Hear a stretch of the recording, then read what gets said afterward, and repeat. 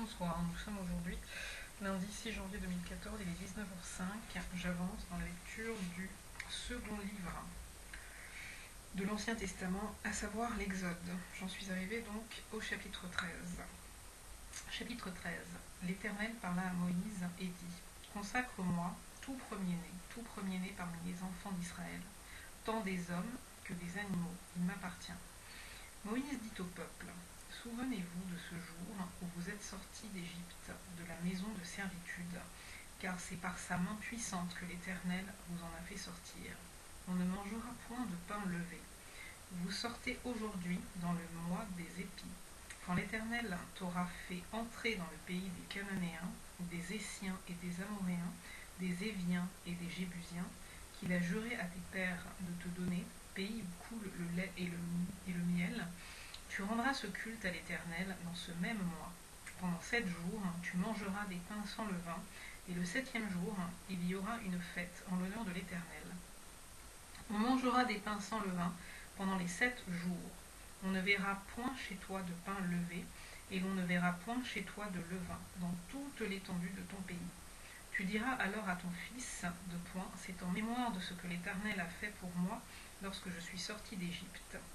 Ce sera pour toi comme un signe sur ta main et comme un souvenir entre tes yeux, afin que la loi de l'Éternel soit dans ta bouche, car c'est par sa main puissante que l'Éternel t'a fait sortir d'Égypte. Tu observeras cette ordonnance au temps fixé d'année en année. Quand l'Éternel t'aura fait entrer dans le pays des Cananéens, comme il l'a juré, à toi et à tes pères, et qu'il te l'aura donné, tu consacreras à l'Éternel tout premier-né, même tout premier-né des animaux que tu auras. Les mâles appartiennent à l'Éternel. Tu rachèteras avec un agneau tout premier-né de l'âne, et si tu ne le rachètes pas, tu lui briseras la nuque. Tu rachèteras aussi tout premier-né de l'homme parmi tes fils. Et lorsque ton fils te demandera un jour, que signifie cela, tu lui répondras, Par sa main puissante, l'Éternel nous a fait sortir d'Égypte, de la maison de servitude, et comme Pharaon s'obstinait à ne point nous laisser aller, l'Éternel fit mourir tous les premiers-nés dans le pays d'Égypte, depuis les premiers-nés des hommes jusqu'aux premiers-nés des animaux. Voilà pourquoi j'offre en sacrifice à l'Éternel tout premier-né des mâles, et je rachète tout premier-né de mes fils. Ce sera comme un signe sur ta main, et comme des frontaux entre tes yeux, car c'est par sa main puissante que l'Éternel nous a fait sortir d'Égypte. Lorsque Pharaon laissa aller le peuple, Dieu ne le conduisit point par le chemin du pays des Philistins, quoique le plus proche, car Dieu dit, le peuple pourrait se repentir en voyant la guerre et retourner en Égypte. Mais Dieu fit faire au peuple un détour par le chemin du désert vers la mer Rouge. Les enfants d'Israël montèrent en armes hors du pays d'Égypte. Moïse prit avec lui les os de Joseph, car Joseph avait fait jurer les fils d'Israël en disant, Dieu vous visitera et vous ferez remonter avec vous mes os loin d'ici. Ils partirent à Sukkot et ils campèrent à Étam, à l'extrémité du désert. L'Éternel allait devant eux. L'Éternel allait devant eux le jour dans une colonne de nuée pour les guider dans leur chemin, et la nuit dans une colonne de feu pour les éclairer, afin qu'ils marchassent jour et nuit. La colonne de nuée ne se retirait point de devant le peuple pendant le jour, ni la colonne de feu pendant la nuit. Chapitre 14. L'Éternel parla à Moïse et dit, Parle aux enfants d'Israël qu'ils se détournent et qu'ils campent devant Pi-Hahiroth, entre Migdol et la mer, vis-à-vis de Baal-Tséphon. C'est en face de ce lieu que vous camperez, près de la mer. Pharaon dira des enfants d'Israël, ils sont égarés dans le pays, le désert les enferme. J'endurcirai le cœur de Pharaon, et il les poursuivra. Mais Pharaon et toute son armée serviront à faire éclater ma gloire. Et les Égyptiens sauront que je suis l'Éternel, et les enfants d'Israël firent ainsi. On annonça au roi d'Égypte que le peuple avait pris la fuite. Alors le cœur de Pharaon et celui de ses serviteurs changé à l'égard du peuple. Ils dirent, Qu'avons-nous fait en laissant aller Israël, dont nous n'aurons plus les services? Et Pharaon attela son char, et il prit son peuple avec lui. Il prit 600 chars d'élite, et tous les chars de l'Égypte. Il y avait sur tous des combattants. L'Éternel endurcit le cœur de Pharaon, roi d'Égypte, et Pharaon poursuivit les enfants d'Israël. Les enfants d'Israël étaient sortis, la main levée. Les Égyptiens les poursuivirent, et tous les chevaux, les chars de Pharaon, ses cavaliers et son armée les atteignirent campés près de la mer vers Pi-Hahiroth, Baal-Tséphon. Pharaon approchait. Les enfants d'Israël levèrent les yeux, et voici les Égyptiens étaient en marche derrière eux. Et les enfants d'Israël eurent une grande frayeur et crièrent à l'Éternel. Ils dirent à Moïse, n'y avait-il pas des sépulcres en Égypte sans qu'il fût besoin de nous mener mourir au désert? Que nous as-tu fait en nous faisant sortir d'Égypte? N'est-ce pas là ce que nous te disions en Égypte? Laisse-nous servir les Égyptiens, car nous aimons mieux servir les Égyptiens que de mourir au désert.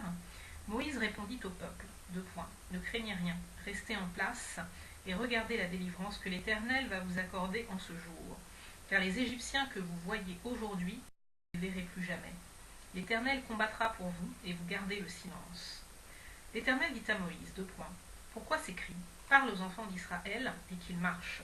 Toi, lève ta verge, étends ta main sur la mer et fends-la, et les enfants d'Israël entreront au milieu de la mer à sec. Et moi, je vais endurcir le cœur des Égyptiens pour qu'ils y entrent, et moi, je vais endurcir le cœur des Égyptiens pour qu'ils y entrent après eux. Et Pharaon et toute son armée, ses chars et ses cavaliers, feront éclater ma gloire. Et les Égyptiens sauront que je suis l'Éternel, quand Pharaon, ses chars et ses cavaliers auront fait éclater ma gloire. L'ange de Dieu qui allait devant le camp d'Israël partit et alla derrière eux. Et la colonne de nuée qui précédait partit et se tint derrière eux. Elle se plaça entre le camp des Égyptiens et le camp d'Israël. Cette nuée était ténébreuse d'un côté et de l'autre, elle éclairait la nuit. Et les deux camps n'approchèrent point l'un de l'autre pendant toute la nuit. Moïse étendit sa main sur la mer, et l'Éternel refoula la mer par un vent d'Orient qui souffla avec impétuosité toute la nuit et mit la mer à sec. Et les enfants et les eaux se fendirent. Il mit la mer à sec et les eaux se fendirent. Les enfants d'Israël entrèrent au milieu de la mer à sec, et les eaux formaient comme une muraille à leur droite et à leur gauche. Les Égyptiens les poursuivaient, et tous les Égyptiens les poursuivèrent, et tous les chevaux de Pharaon, ses chars et ses cavaliers entrèrent après eux au milieu de la mer. La veille du matin, l'Éternel regarda le camp des Égyptiens depuis la colonne de feu et de nuée, et il mit en désordre le camp des Égyptiens. Il ôta les roues de leurs chars et en rendit la marche difficile. Les Égyptiens dirent alors, fuyons devant Israël, car l'Éternel combat pour lui contre les Égyptiens. L'Éternel dit à Moïse, étends ta main sur la mer, et les eaux reviendront sur les Égyptiens, sur leurs chars et sur leurs cavaliers. Moïse étendit sa main sur la mer, et vers le matin, la mer reprit son impétuosité, et les Égyptiens s'enfuirent à son approche. Mais l'Éternel précipita les Égyptiens au milieu de la mer. Les eaux revinrent et couvrirent les chars, les cavaliers et toute l'armée de Pharaon qui était entrée dans la mer après les enfants d'Israël. Et il n'en échappa pas un seul. Mais les enfants d'Israël marchèrent à sec au milieu de la mer, et les eaux formaient comme une muraille à leur droite et à leur gauche. En ce jour, l'Éternel délivra Israël de la main des Égyptiens. Et Israël vit sur le rivage de la mer les Égyptiens qui étaient morts. Israël vit la main puissante que l'Éternel avait dirigée contre les Égyptiens, et le peuple craignit l'Éternel. Et il crut en l'Éternel et en Moïse, son serviteur. Chapitre 15. Alors Moïse et les enfants d'Israël chantèrent ce cantique à l'Éternel. Ils dirent, je chanterai à l'Éternel, car il a fait éclater sa gloire. Il a précipité dans la mer le cheval et son cavalier. L'Éternel est ma force et le sujet de mes louanges. C'est lui qui m'a sauvé. Il est mon Dieu, je le célébrerai. Il est le Dieu de mon Père, je l'exalterai. L'Éternel est un vaillant guerrier. L'Éternel est son nom. Il a lancé dans la mer les chars de Pharaon et son armée. Ses combattants d'élite ont été engloutis dans la mer Rouge. Les flots les ont couverts, ils sont descendus au fond des eaux comme une pierre. Ta droite, ô Éternel, a signalé sa force. Ta droite, ô Éternel, a écrasé l'ennemi. Par la grandeur de ta majesté, tu renverses tes adversaires. Tu déchaînes ta colère. Elle les consume comme du chaume. Au souffle de tes narines, les eaux se sont amoncelées. Les courants se sont dressés comme une muraille. Les flots se sont durcis au milieu de la mer. L'ennemi disait, deux points, je poursuivrai, j'atteindrai, je partagerai le butin. Ma vengeance sera assouvie. Je tirerai l'épée et ma main les détruira. Tu as soufflé de ton haleine, la mer les a couverts. Ils se sont enfoncés comme du plomb dans la profondeur des eaux. Qui est comme toi parmi les dieux, ô Éternel? Qui est comme toi magnifique en sainteté, digne de louange, opérant des prodiges?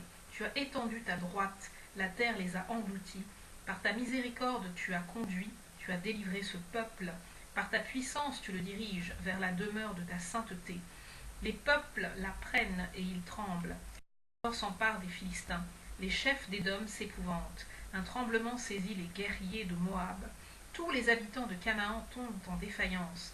La crainte et la frayeur les surprendront. Par la grandeur de ton bras, ils deviendront muets comme une pierre, jusqu'à ce que ton peuple soit passé, ô Éternel, jusqu'à ce qu'il soit passé. Les peuples que tu as acquis, tu les amèneras et tu les établiras sur la montagne de ton héritage, au lieu que tu as préparé pour ta demeure, ô Éternel. Au sanctuaire, Seigneur, que tes mains ont fondé. L'Éternel régnera éternellement et à toujours, car les chevaux de Pharaon, ses chars et ses cavaliers, sont entrés dans la mer, et l'Éternel a ramené sur eux les eaux de la mer. Mais les enfants d'Israël ont marché à sec au milieu de la mer. Marie, la prophétesse, sœur d'Aaron, prit à sa main un tambourin, et toutes les femmes vinrent après elle avec des tambourins et en dansant. Marie répondait aux enfants d'Israël, deux points. Chantez à l'Éternel, car il a fait éclater sa gloire. Il a précipité dans la mer le cheval et son cavalier. Moïse fit partir Israël de la mer Rouge. Ils prirent la direction du désert de Chour. Et après 3 journées de marche dans le désert, ils ne trouvèrent point d'eau. Ils arrivèrent à Mara, mais ils ne purent pas boire d'eau de Mara, parce qu'elle était amère. C'est pourquoi ce lieu fut appelé Mara. Le peuple murmura contre Moïse en disant, « Que boirons-nous » Moïse cria à l'Éternel, et l'Éternel lui indiqua un bois qu'il jeta dans l'eau, et l'eau devint douce. Ce fut là que l'Éternel donna au peuple des lois et des ordonnances, et ce fut là qu'il le mit à l'épreuve.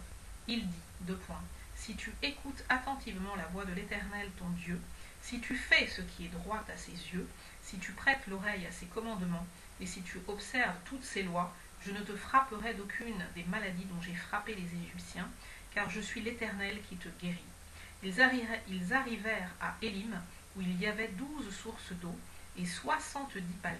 Ils campèrent là, près de l'eau. Ok, on va s'arrêter là, car je lis en général 3, c'est la moyenne, 3 chapitres. Voici qui est fait. 13, 14, 15.